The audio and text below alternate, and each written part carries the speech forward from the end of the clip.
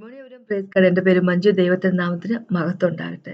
യഹോവ ഭക്തിയാണ് വിജ്ഞാനത്തിന്റെ ആരംഭമെന്നും ദൈവത്തെ പറ്റിയുള്ള അറിവാണ്, നോളജാണ്, അണ്ടർസ്റ്റാൻഡിംഗ് എന്ന് ദൈവം പറഞ്ഞിരിക്കുന്നത്. ദൈവം സ്വർഗത്തിൽ നിന്ന് ലോകത്തിലേക്ക് നോക്കുകയാണ്, ഭൂമിയിലേക്ക് നോക്കുകയാണ്. എത്ര പേരുണ്ട് ദൈവത്തെ അന്വേഷിക്കുന്നവരെന്നും എത്ര പേരുണ്ട് വിജ്ഞാനമുള്ളവരെന്നും മനസ്സിലാക്കുന്നതിന് വേണ്ടി അല്ല. അപ്പൊ നമുക്കറിയാം, ദൈവത്തെ അന്വേഷിക്കുന്ന ദൈവത്തോടുള്ള വിശ്വാസത്തിൽ, ദൈവത്തോടുള്ള ഭയത്തിൽ നടക്കുന്ന വ്യക്തികളെന്നും ബുദ്ധിയുള്ള വ്യക്തികളായിരിക്കും, വിജ്ഞാനമുള്ള വ്യക്തികളായിരിക്കും, അല്ലെ? അപ്പോ ദൈവത്തിന് നമ്മളെ പറ്റിയുള്ള ആഗ്രഹം, ദൈവത്തിന്റെ ആഗ്രഹം തന്നെയാണ് ദൈവത്തിന്റെ ഇഷ്ടം, ദൈവത്തിന്റെ ഹിതം എന്ന് പറഞ്ഞാല് നമ്മള് തന്റെ പുത്രനായിരിക്കുന്ന യേശുക്രിസ്തുവിനെ പോലെ ആയിത്തീരുക എന്നുള്ളതാണ്, അല്ലെ? അതിനുവേണ്ടി ദൈവത്തെ ഭയപ്പെടുന്നവരും ദൈവത്തിന്റെ വഴി കൂടെ നടക്കുന്നവരും ആയിരിക്കുക എന്ന് പറഞ്ഞിരിക്കുന്നു, അല്ലെ? നമ്മൾ ബൈബിൾ വായിക്കുമ്പോൾ കാണാൻ പറ്റുന്ന ഒരു കാര്യമുണ്ട്. വിജ്ഞാനം എന്ന് പറഞ്ഞാൽ ബുദ്ധി, അല്ലെങ്കിൽ വിസ്ഡം എന്ന് ദൈവം പറഞ്ഞാല് പറയുന്നത് അത് വെറുതെ ഉള്ള നമുക്ക് കുറച്ച് സബ്ജക്റ്റുകൾ പഠിച്ചെടുക്കാനുള്ള ഒരു വ്യക്തിയുടെ കഴിവിനെ പറ്റിയോ, അല്ലെങ്കിൽ ഒരു പ്രശ്നം വരുമ്പോൾ അതിനെ ഹാൻഡിൽ ചെയ്യാനുള്ള ഒരു വ്യക്തിയുടെ കഴിവിനെ പറ്റിയല്ല ദൈവം പറഞ്ഞിരിക്കുന്നത്. ബുദ്ധി എന്ന് പറഞ്ഞത്, അല്ലെങ്കിൽ ദൈവത്തിന്റെ വിജ്ഞാനം, അല്ലെ, എന്ന് ദൈവം പറയുന്നത് എന്താന്ന് വെച്ച് കഴിഞ്ഞാൽ ഒരു വ്യക്തിയെ പറ്റിയാണ് പറഞ്ഞിരിക്കുന്നത്. അദ്ദേഹത്തിന്റെ പേരാണ് യേശുക്രിസ്തു. യേശുക്രിസ്തുവാണ് ദൈവത്തിന്റെ പവർ, യേശുക്രിസ്തുവാണ് ദൈവത്തിന്റെ വിജ്ഞാനം. അതിനെപ്പറ്റിയാണ് എനിക്കിന്ന് പറയുള്ളൂ. അപ്പൊ നമുക്ക് മുമ്പോട്ട് പോകുമ്പോൾ ഒന്ന് പ്രാർത്ഥിക്കാം. പ്രാർത്ഥിച്ചതിന് ശേഷം സംസാരിക്കാം. കർത്താവേ, സംസാരം നന്ദി പറയുന്നു. അങ്ങേക്കായിട്ട് അങ്ങയുടെ മകനായിട്ട്, കർത്താവേ, അങ്ങയുടെ മകന്റെ സാക്രിഫൈസിനായിട്ട്, അങ്ങയുടെ മകന്റെ സ്നേഹത്തിനായിട്ട് നന്ദി പറയുന്നു. ഹോളി സ്പിരിറ്റ് ഗോഡ്, അങ്ങേക്കായിട്ട് നന്ദി പറഞ്ഞു. ഞങ്ങൾ സീൽ ചെയ്തിരിക്കുക ഹോളി സ്പിരിറ്റ് ഗോഡ് അങ്ങനെ കൊണ്ട്. Thank you Jesus master. Hallelujah. Father God, thank you Jesus master. ഞങ്ങൾക്ക് ഹോളി സ്പിരിറ്റ് ഗോഡിനെ റിവീൽ ചെയ്ത് തന്നതിനായിട്ട് നന്ദി പറഞ്ഞു. ഞങ്ങളെ ഹോളി സ്പിരിറ്റ് ഗോഡിന്റെ ആലയങ്ങളാക്കി എന്ന് മാറ്റിയതിനായിട്ട് നന്ദി പറഞ്ഞു. ഒരിക്കൽ കർത്താവ് ഞങ്ങളെ കൊണ്ട് ഒരു ഗുണത്തിനും കൊള്ളത്തില്ലായിരുന്ന വ്യക്തികൾ, ഞങ്ങളുടെ ഉള്ളിന്റെ ഉള്ളിൽ മൊത്തം ഡാർക്ക്നെസ് ആയിരുന്നു, ഇരുട്ടായിരുന്നു. പക്ഷെ ഇന്ന് ഞങ്ങളെ പ്രകാശമാക്കി മാറ്റിയിരിക്കുന്ന Yesu Kristu. Thank you Jesus. Holy spirit God, ഞങ്ങളെ ഓരോ നിമിഷം യേശുവിന്റെ ലൈക്നെസ്സിലേക്ക്, ഇമേജിലേക്ക് ട്രാൻസ്ഫോം ചെയ്യുന്നതിനായിട്ട് നന്ദി പറയും. Thank you so much master. അബ്ബാ ഫാദർ, അങ്ങേക്കായിട്ട് നന്ദി പറയുന്നു. പിതാവ്, ഞങ്ങളോട് സംസാരിക്കണം യേശുവിന്റെ നാമത്തിൽ. ആമേൻ.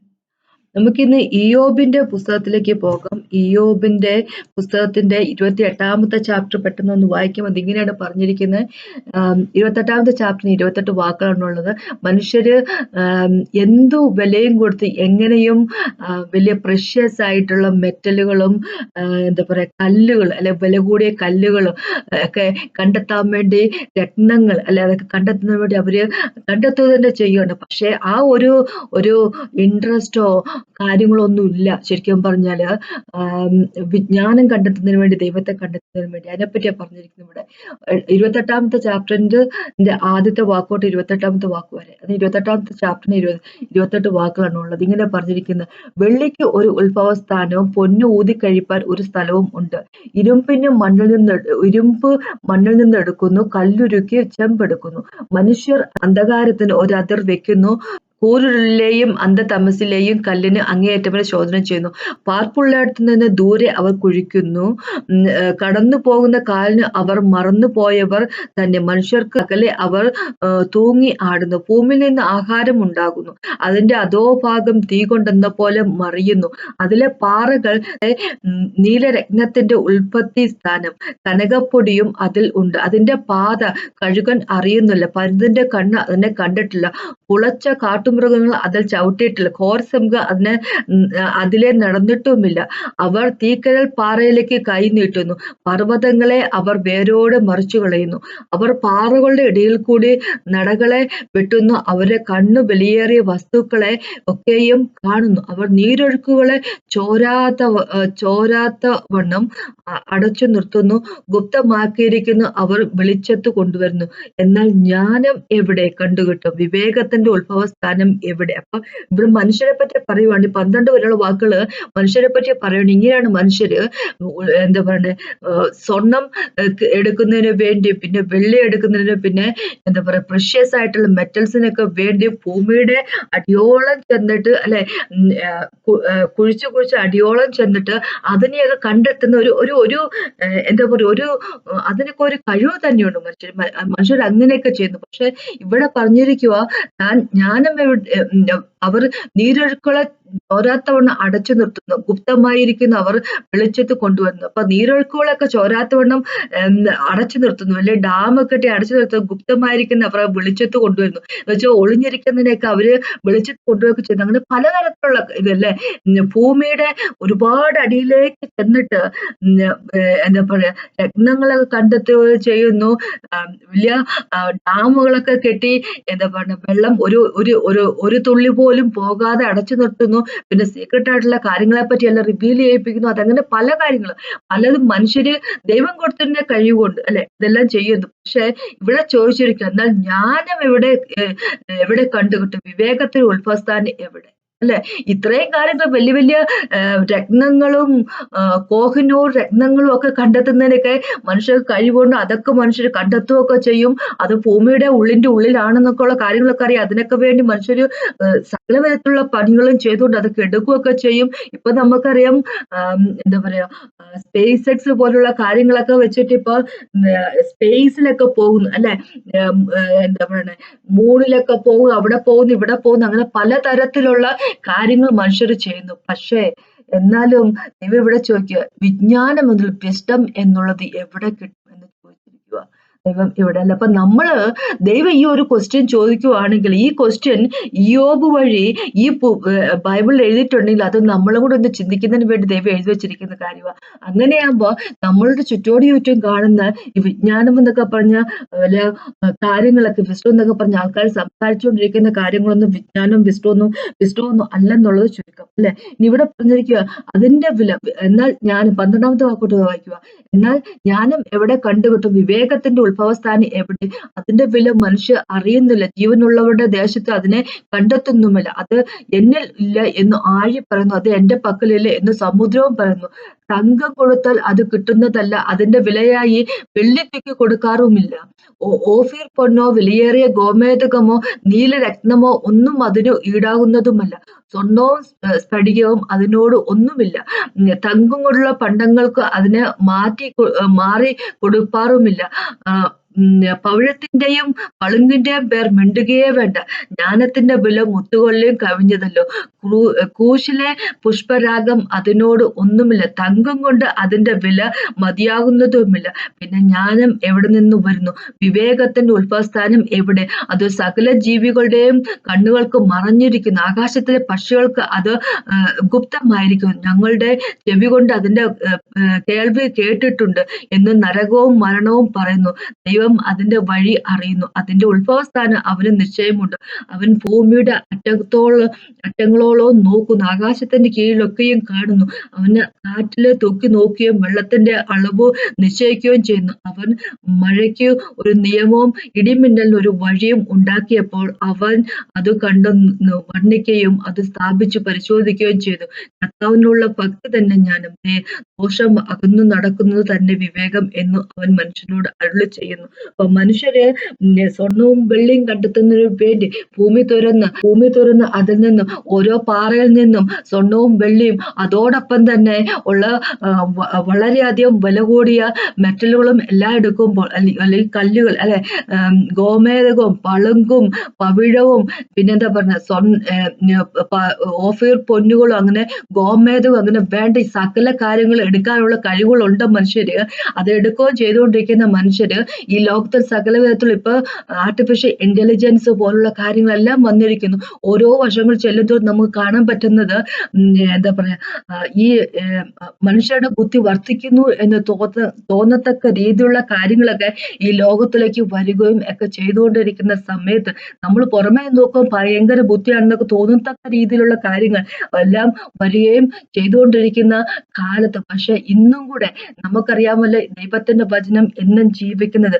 ദൈവത്തിന്റെ വചനം ആത്മാവാണ്, അതിന് ജീവനുണ്ട്. ആ ജീവിക്കുന്ന വചനം നമ്മളോട് പറയുക ഇങ്ങനെയൊക്കെയാണെന്ന് പറഞ്ഞിട്ട് പോലും എന്താ പറയാ ദൈവത്തെ ആ ഒരു വിജ്ഞാനം എന്നുള്ളത് എവിടെയെന്ന് കണ്ടെത്താൻ ആർക്കും തന്നെ സാധിക്കുന്നില്ല എന്ന് ദൈവം ഇവിടെ പറഞ്ഞിരിക്കും. ആ ദൈവത്തിനുള്ള വിജ്ഞാനം അതിനെപ്പറ്റിയാ പറഞ്ഞിരിക്കുന്നത്. കർത്താവിനുള്ള ഭക്തിയും അതേ തന്നെ ജ്ഞാനം, അല്ലെ കർത്താവിനുള്ള ഭക്തിയാണ് എന്ന് വെച്ചാൽ ദൈവത്തോടുള്ള ഭയമാണ് ജ്ഞാനം എന്ന് പറഞ്ഞിരിക്കുന്നു. ദോഷം അങ്ങൊന്നും നടക്കുക തന്നെ വിവേകം എന്ന് അവൻ മനുഷ്യനോട് അരുളി ചെയ്യുന്നു, അല്ലെ? അതിന് വിവേകത്തിന് പകരമായിട്ട് അല്ലെങ്കിൽ എന്താ പറയുക ബുദ്ധിക്ക് പകരമായിട്ട് വിജ്ഞാനത്തിന് പകരമായിട്ട് എന്തെങ്കിലുമൊക്കെ കൊടുത്തിട്ട് ഒരു കാര്യമില്ലെന്ന് പറഞ്ഞിരിക്കും. ഇവിടെ പറഞ്ഞിരിക്കുക വിലയേറിയ കല്ലുകൾ കൊടുത്തിട്ട് ഓഫീർ പൊന്ന് വിലയേറിയ ഗോമേതോ നീലരത്നം ഒന്നും അതിന് അത് ഇത് ഈ എത്ര ടണ്ണ് കണക്കിന് കൊടുത്തെന്ന് പറഞ്ഞാലും ആ വിജ്ഞാനം ദൈവത്തിൽ നിന്നുള്ള വിജ്ഞാനം എന്നുള്ളത് അത് അതിനോളം ഒന്നും തന്നെ വരത്തില്ല. ഒരു വ്യക്തി വിജ്ഞാനമുള്ള വ്യക്തി ആയിരിക്കുകയാണെങ്കിൽ അതിൽ പരമായിട്ടുള്ള ഒരു കാര്യം ഇല്ല അല്ലെ. നമ്മളെന്താ പറയാ വിസ്ഡമുള്ള ഒരു വ്യക്തി, അതാണ് ഏറ്റവും വലിയ വിസ്ഡമാണ് ഈ ലോകത്തിൽ ഏറ്റവും വലിയ നേട്ടമായിട്ട് ദൈവം പറഞ്ഞിരിക്കുന്നത് അല്ലെ. അപ്പൊ നമുക്ക് നമ്മുടെ ദൈവത്തെ പറ്റിയും പറഞ്ഞിട്ടോ. അപ്പൊ ഇങ്ങനെയാ പറഞ്ഞിരിക്കുന്നത് എഫേസ്യർക്കെതിരെ 1-ാമത്തെ ചാപ്റ്ററില് ഇങ്ങനെ എഫേസ്യർക്ക് വേണ്ടി പോൾ ഇങ്ങനെ പ്രാർത്ഥിക്കുന്ന നിങ്ങൾക്ക് വിസ്ഡത്തിന്റെയും റെവലേഷന്റെ ആത്മാവ് വേണം എന്ന് ഞാൻ പ്രാർത്ഥിക്കുന്ന പറയുന്നത് വെച്ചാല് വിസ്ഡം ഇല്ലാതെ ഒരു വ്യക്തി ജീവിച്ചിരുന്നിട്ട് യാതൊരു വിധ കാര്യവുമില്ല എന്ന് ദൈവം പറഞ്ഞു. അപ്പൊ വിജ്ഞാനം അല്ലെങ്കിൽ വിസ്ഡം എന്ന് പറയുന്നത് ദൈവത്തിന്റെ ഭക്തി ദൈവത്തോടുള്ള നമുക്ക് ഭക്തി ഉണ്ടാകുന്ന ഒരു ഫിയറിൽ നിന്ന് അല്ലെ. അതിനാണല്ലോ പറഞ്ഞിരിക്കുന്നത് പ്രോവർബിന്റെ 9-ാമത്തെ ചാപ്റ്ററിന്റെ 10-ാമത്തെ വാക്യം ഇങ്ങനെയുള്ള പറഞ്ഞിരിക്കുന്നില്ല, fear of the Lord is the beginning of wisdom എന്ന് പറഞ്ഞിരിക്കുന്നത്. ദൈവഭക്തി ദൈവത്തോടുള്ള ഒരു പേടി അല്ലെ, ആ ഭക്തിയിൽ നിന്നുണ്ടാകുന്ന പേടി അതാണ് വിസ്ഡത്തിന്റെ ആരംഭം എന്ന് പറഞ്ഞിരിക്കുക. ദൈവത്തെ പറ്റിയുള്ള പരിശുദ്ധനെ പറ്റിയുള്ള അറിവ് ആണ് അണ്ടർസ്റ്റാൻഡിങ് എന്നും പറഞ്ഞിരിക്കുക. അപ്പൊ ദൈവത്തിൽ നിന്നാണ് വിസ്ഡം ഉണ്ടാകുന്നത് അല്ലെ. ദൈവത്തിൽ നിന്ന് മാത്രമേ റിയൽ വിസ്ഡം ഉണ്ടാകുന്നുള്ളൂ എന്ന് ദൈവം പറഞ്ഞിരിക്കുകയാണ്. അല്ലാതെ വേറൊരു വിസ്ഡം ഇല്ല. ലോകത്ത് നമ്മൾ കാണുന്ന ഒന്നും തന്നെ വിസ്ഡമല്ല എന്ന് ദൈവം പറഞ്ഞിരിക്കുന്നത് അല്ലെ. നമ്മള് ഇപ്പം എന്താ പറയാ ഒത്തിരി മോട്ടിവേഷൻ സ്പീക്കേഴ്സ് ഒക്കെ ഉണ്ട് ലോകത്തിൽ. പലതരത്തിലുള്ള വിജ്ഞാനത്തെ പറ്റി എല്ലാം ഉണ്ട് അല്ലെ. പലതരത്തിലുള്ള സബ്ജക്റ്റുകൾ നമ്മൾക്ക് പഠിച്ച അക്കാഡമിക് ആയിട്ടുള്ള പല സബ്ജക്റ്റുകളും ഉണ്ട് അല്ലെ. വിസ്ഡം ഉണ്ടാകും എന്ന് തരത്തിൽ പറയുന്നുള്ള കാര്യങ്ങൾക്ക് ഒരുപാട് കാര്യങ്ങളുണ്ട് ഈ ലോകത്ത്.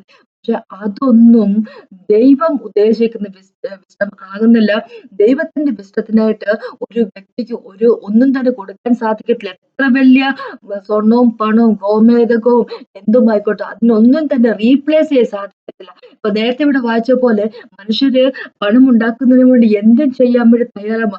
ഭൂമിയുടെ അടിയിൽ വരെ പോയിട്ട് എന്താ പറയാ പ്രഷ്യസ് ആയിട്ടുള്ള മെറ്റലുകൾ അല്ലെ, ഓരോ കല്ലുകളും എല്ലാം എടുക്കുന്നതിന് വേണ്ടി സ്വർണ്ണ ഖനികളൊക്കെ ഉണ്ടല്ലോ, അതുപോലുള്ള കാര്യങ്ങളൊക്കെ ചെയ്തെടുത്തിട്ട് പോലും അതുകൊണ്ടൊന്നും വിജ്ഞാനം കിട്ടത്തില്ല എന്ന് ദൈവം പറഞ്ഞിരിക്കുകയാണ്. ഇപ്പൊ വിജ്ഞാനം വരുന്ന ദൈവഭക്തിയിൽ നിന്നും മാത്രമാണ്. അത് 14-ാമത്തെ സങ്കീർത്തനത്തിൽ ദൈവം ഇങ്ങനെ പറഞ്ഞിരിക്കുക, സ്വർഗത്തിൽ നിന്ന് ദൈവം ഭൂമിയിലേക്ക് നോക്കുക, ദൈവത്തെ അന്വേഷിക്കുന്ന വ്യക്തികളുണ്ടോ, ബുദ്ധിയുള്ള വ്യക്തികളുണ്ടോ എന്ന് അറിയുന്നതിന് വേണ്ടി. അപ്പൊ ദൈവത്തെ അന്വേഷിക്കുന്നതിനാണ് ബുദ്ധി വരുന്നത്, ദൈവത്തെ കണ്ടെത്തുന്നതിനാണ് ബുദ്ധി വരുന്നത്, ദൈവത്തിന്റെ വഴികൾ കൂടെ നടക്കുന്നതിലാണ് ബുദ്ധി വരുന്നത് എന്ന് ദൈവം പറഞ്ഞിരിക്കുക. ഇനി ബുദ്ധി എന്നുള്ള വാക്ക് അല്ലെങ്കിൽ വിജ്ഞാനം എന്നുള്ള വാക്ക് വിസ്ഡം എന്ന് പറയുന്നത് നമുക്കറിയാം.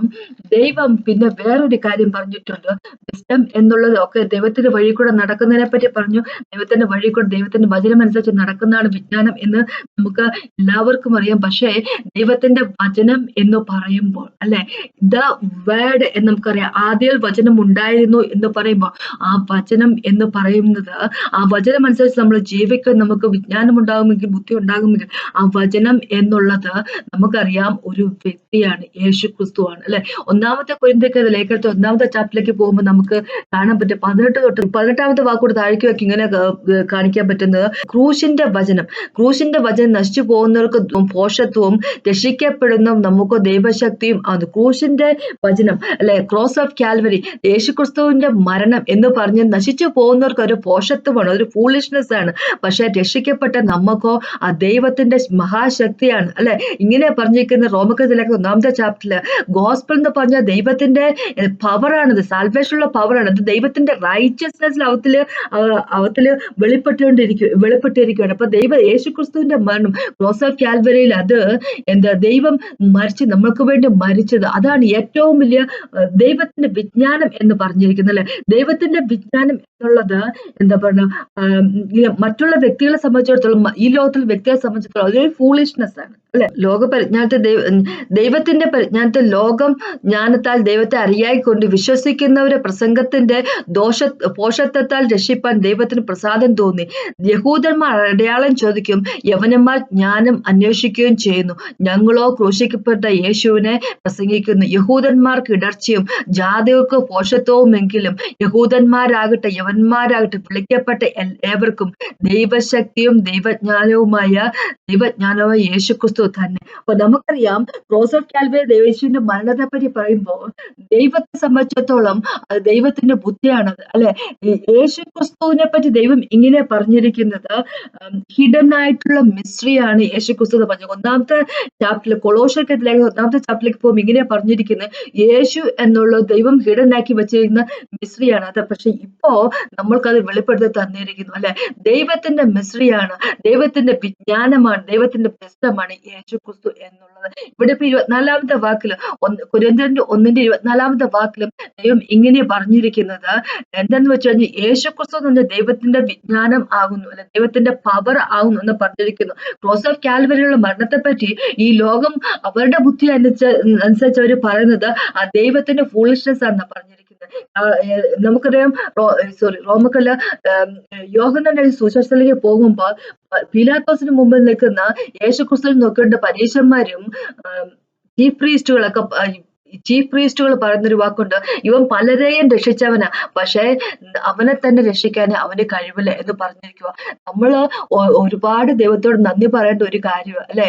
പലരെയും രക്ഷിച്ച യേശുക്രിസ്തു സ്വന്തമായിട്ട് രക്ഷിച്ചില്ല. സ്വന്തമായിട്ട് രക്ഷിക്കുമായിരുന്നെങ്കിൽ നമ്മളുടെ കാര്യം എങ്ങനെയാ തീരുമാനം എന്ന് ഓർത്തു നോക്കി, അല്ലെ? യേശുക്രിസ്തുവാണ് വിജ്ഞാനം, ദൈവത്തിന്റെ വിജ്ഞാനം എന്നുള്ളത്. അവന്റെ വചനം കേട്ടുകൊണ്ട്, അവൻ പറയുന്നത് കേട്ടുകൊണ്ട്, അവന്റെ വഴിയിൽ കൂടെ നമ്മൾ നടക്കുവാണെങ്കിൽ നമ്മൾക്ക് ജീവനുണ്ട്, നമുക്ക് വിജ്ഞാനമുണ്ട്, അല്ലെ? ദൈവത്തിന്റെ വചനം എന്ന് പറഞ്ഞാൽ യേശുക്രിസ്തുവാണ്. അപ്പോ നമുക്കറിയാം, യേശുക്രിസ്തു തന്നെ ഇങ്ങനെ പറഞ്ഞിരിക്കുന്നത്, എന്താ പറയുക, ജോണിൽ തന്നെ ഇങ്ങനെ പറഞ്ഞിരിക്കുന്നത്, യോഹന്നാൻ തന്നെ പറഞ്ഞിരിക്കുന്നത്, 8ാമത്തെ ചാപ്റ്ററിൽ പറഞ്ഞിരിക്കുന്ന കാര്യം ദൈവത്തിന്റെ വചനം, സ്ക്രിപ്ചർ, അല്ലെ? എല്ലാം പറഞ്ഞിരിക്കുന്ന യേശുവിനെ പറ്റിയാണ്. പിതാവ് ഒരൊറ്റ കാര്യത്തെ പറ്റി മാത്രമേ സംസാരിക്കുന്നുള്ളൂ. ബൈബിൾ എടുത്ത് വായിച്ചു നോക്ക്, നമുക്ക് കാണാൻ പറ്റും, പിതാവ് സംസാരിച്ചിട്ടുണ്ടെങ്കിൽ പിതാവ് സംസാരിക്കുന്നത് മൊത്തം, അല്ലെ? ഹോളി സ്പിരിറ്റ് ഗോഡ്, പിതാവും ഹോളി സ്പിരിറ്റ് ഗോഡും പുത്രനും ഒന്നാണല്ലോ. അപ്പൊ പിതാവ് സംസാരിക്കുന്നത് മൊത്തം തന്റെ പുത്രനെ പറ്റിയാ. നമ്മളുടെ വിജ്ഞാനം വേണമെന്ന് ദൈവം പറയുമ്പോൾ, വിജ്ഞാനം നിങ്ങൾ ഉള്ളവരായിരിക്കണം എന്ന് പറയുമ്പോൾ, ഈ ലോകത്തിലേക്ക് ദൈവം സ്വർഗത്തിൽ നിന്ന് നോക്കുന്നു എന്ന് പറയുമ്പോൾ ദൈവം നോക്കുന്ന ഒരൊറ്റ കാര്യം മാത്രമേ ഉള്ളൂ, നമ്മുടെ ഉള്ളിന്റെ ഉള്ളിൽ യേശുക്രിസ്തു ഫോം ചെയ്തിട്ടുണ്ടോ ഇല്ലയോ എന്നുള്ള കാര്യം മാത്രമേ നോക്കുന്നുള്ളൂ. നമ്മുടെ ഉള്ളിന്റെ ഉള്ളിൽ യേശു ഫോം ചെയ്തിട്ടുണ്ടെങ്കിൽ നമ്മളെ നയിക്കാൻ ഒരാളെ നമ്മൾക്ക് വേണ്ടി ഏൽപ്പിച്ചു തന്നിട്ടുണ്ട് പിതാവ്, comforter, advocate, holy spirit God. നമ്മുടെ ഉള്ളിൽ യേശുക്രിസ്തു ഉണ്ടെങ്കിൽ, നമ്മുടെ ഉള്ളിൽ അവനോടുള്ള വിശ്വാസം ഉണ്ടെങ്കിൽ, നമ്മളെ നയിക്കാൻ വേണ്ടി ഹോളി സ്പിരിറ്റ് ഗോഡ് ഉള്ളപ്പോൾ നമ്മൾ നടക്കുന്ന പാതകൾ എന്നും ശരിയായിട്ടുള്ള തന്നെ വിജ്ഞാനം ഉള്ളത് തന്നെ ആയിരിക്കും, അല്ലെ? ദൈവത്തിന്റെ വചനം അനുസരിച്ച് മാത്രമേ ഹോളി സ്പിരിറ്റ് ഗോഡ് നമ്മൾ നടത്തത്തുള്ളൂ. എന്ന് വെച്ച് കഴിഞ്ഞാല് ദൈവത്തിന്റെ വചനത്തെ പറ്റി ഇങ്ങനെ പറഞ്ഞിരിക്കുന്നത്, ദൈവത്തിന്റെ വചനം ഓൾറെഡി സ്വർഗത്തിൽ സെറ്റിൽഡ് ആയിട്ടുള്ളതാ. ദൈവത്തിന്റെ വചനത്തിൽ ഇനി മാറ്റമില്ല, അല്ലെ?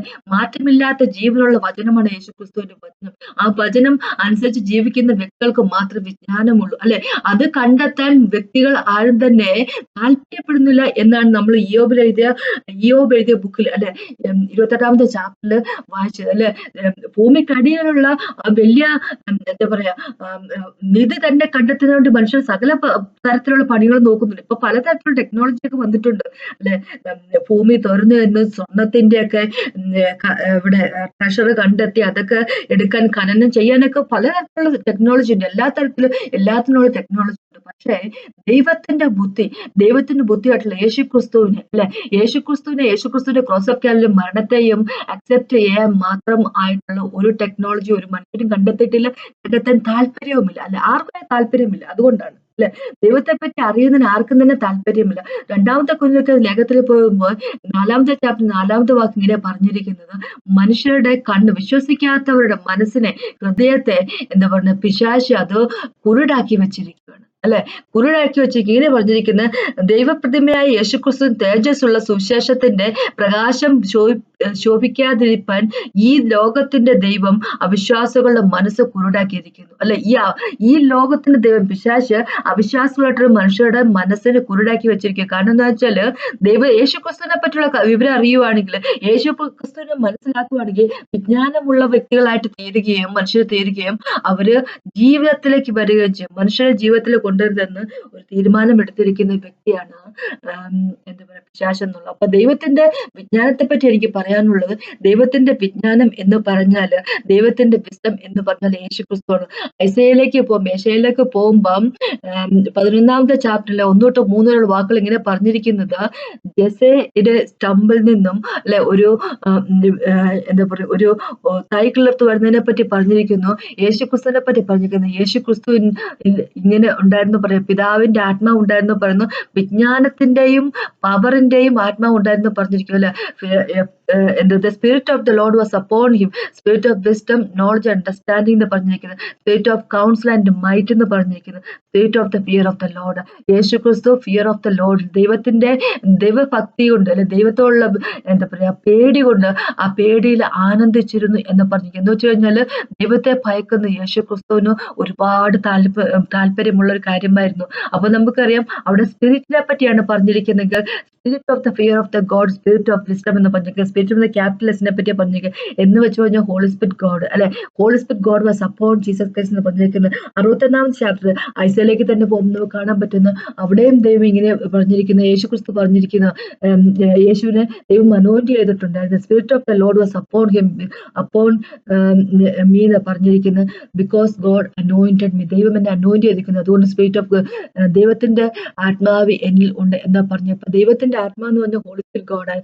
ഹോളി സ്പിരിറ്റ് ഗോഡ് യേശുവിൽ ഉണ്ടായിരുന്നു പറയുമ്പം, സ്പിരിറ്റ് ഓഫ് ദ വിസ്ഡം അല്ലെ വിജ്ഞാനത്തിന്റെ ആത്മാവ് യേശുവിൽ ഉണ്ടായിരുന്നു എന്ന് പറഞ്ഞു. അപ്പൊ എന്ന് വെച്ച് കഴിഞ്ഞാൽ വിജ്ഞാനം എന്നുള്ളത് ഹോളി സ്പിരിറ്റ് ഗോഡ്, നമുക്കറിയാം വിജ്ഞാനത്തിന്റെ ആത്മാവാണ് ഹോളി സ്പിരിറ്റ് ഗോഡെങ്കിൽ ആ വിജ്ഞാനത്തെ വെളിപ്പെടുത്തി തരുവാണ് ഹോളി സ്പിരിറ്റ് ഗോഡ് ചെയ്യുന്ന കാര്യം. എന്ന് വെച്ച് കഴിഞ്ഞാൽ നമുക്കറിയാം ജോണിന്റെ 16ലേക്ക് പോകുമ്പോ ദൈവം ഇങ്ങനെ പറഞ്ഞിരിക്കുന്നത്, ഹോളി സ്പിരിറ്റ് ഗോഡ് നമ്മളോട് വെളിപ്പെടുത്തി തരുന്നത് ആരെ പറ്റിയാ? യേശു ക്രിസ്തുവിനെ പറ്റിയാണ് വെളിപ്പെടുത്തി തരുന്നത് അല്ലെ. കാര്യസ്ഥൻ എന്നും വെളിപ്പെടുത്തി തരുന്ന യേശു ക്രിസ്തുവിനെ പറ്റി മാത്രം വെളിപ്പെടുത്തി തരുന്നത്. അപ്പൊ ദൈവത്തിന്റെ വിജ്ഞാനം എന്ന് പറയുന്നത് യേശു ക്രിസ്തു ആണെന്ന പിതാവ് പറഞ്ഞിരിക്കുന്നത്. യേശു ക്രിസ്തു ഇല്ലാത്ത ജീവിതം എന്ന് പറഞ്ഞു കഴിഞ്ഞാല് വിജ്ഞാനം ഇല്ലാത്ത ജീവിതമാണ്. ഇനി യേശു ഉണ്ടെന്ന് പറഞ്ഞു നമുക്ക് തോന്നിയ രീതിയിൽ നടക്കുന്ന ജീവിതമാണെങ്കിൽ അവിടെ വിജ്ഞാനമില്ല. ദൈവത്തിന്റെ പേര് വെറുതെ നമ്മുടെ കൂടെ ഉണ്ടായിട്ട് കാര്യമില്ല. യേശു ക്രിസ്തു നമ്മുടെ ഉള്ളിൽ ഫോം ചെയ്തിരിക്കുമ്പോൾ യേശുവിലായിരിക്കുമ്പോൾ നമ്മൾ വിജ്ഞാനമുള്ള വ്യക്തികളായിരിക്കും എന്നാ ദൈവം പറഞ്ഞിരിക്കുന്നത് അല്ലെ. അപ്പൊ യോബിൽ പറഞ്ഞിരിക്കുന്ന പോലെ വ്യക്തികൾ എന്ത് ചെയ്യാൻ വേണ്ടി താല്പര്യമാണ് കാണിക്കുന്നത്? പണം ഉണ്ടാക്കുന്നതിന് വേണ്ടി അല്ലെ, അവർക്ക് പ്രശസ്തി ഉണ്ടാക്കുന്നതിന് വേണ്ടി, വലിയ വലിയ കാര്യങ്ങൾ ചെയ്യുന്നതിന് എല്ലാ തരത്തിലുള്ള മിടുക്കുകളും എല്ലാ കാര്യങ്ങളും. പക്ഷെ എവിടെയാണ് വിജ്ഞാനം എന്നറിയത്തില്ല. വിജ്ഞാനം ദൈവത്തിൽ നിന്നുള്ളതാണ്. ദൈവത്തിന്റെ വിജ്ഞാനത്തിന്റെ പേരാണ് യേശു ക്രിസ്തു. അപ്പൊ യേശു ക്രിസ്തു ഉള്ള വ്യക്തികളായിരിക്കട്ടെ നമ്മൾ. അതിനെപ്പറ്റിയാണ് എനിക്കിത് പറയുന്നത്. നമുക്കൊന്ന് പ്രാർത്ഥിക്കുന്നു. കർത്താവ് ഈ സമയത്ത് നന്ദി പറയുന്നു. കർത്താവ് ലോർഡ് ഫാദർ ഗോഡ്, ഒരു പ്രാവശ്യം കൂടെ അങ്ങനെ പറ്റി സംസാരിക്കാൻ ഞങ്ങൾക്ക് തന്നിരിക്കുന്ന കൃപയ്ക്കായിട്ട് നന്ദി പറയുന്നു. അങ്ങ് ഞങ്ങളുടെ ഉള്ളിൽ ഉണ്ടായിരിക്കണമെന്ന് പ്രാർത്ഥിക്കുന്നു കർത്താവ് യേശുവേ. അങ്ങ് ഞങ്ങളുടെ ഉള്ളിൽ ഇല്ല എങ്കിൽ കർത്താവ് ഞങ്ങൾക്ക് വിജ്ഞാനം ഉണ്ടാകത്തില്ല. അങ്ങാണ് വിജ്ഞാനം കർത്താവ്, അങ്ങാണ് ജീവന്റെ സോഴ്സ് കർത്താവ്, അങ്ങാണ് റിസറക്ഷൻ യേശുവെ. അങ്ങ് ഞങ്ങളുടെ കൂടെ ഇല്ലെങ്കിൽ ഞങ്ങൾക്ക് ജീവിതമില്ല, ജീവനില്ല കർത്താവെ. ഞങ്ങൾക്ക് ജീവൻ വേണം, ഞങ്ങൾക്ക് ജീവിതം വേണം കർത്താവെ. Thank you Jesus. Praise and worship you master in Jesus name. ആമേൻ. എന്നെ കേട്ടോണ്ടിരിക്കുന്ന ഓരോ വ്യക്തിയോട് പ്രാർത്ഥിക്കുന്നു, അനുഗ്രഹിക്കണം എന്ന് അപേക്ഷിക്കുന്ന യേശുവിന്റെ നാമത്തിൽ ആമേൻ. കേട്ടോ ദൈവത്തിനകത്ത് മാപ്പുണ്ടാകട്ടെ.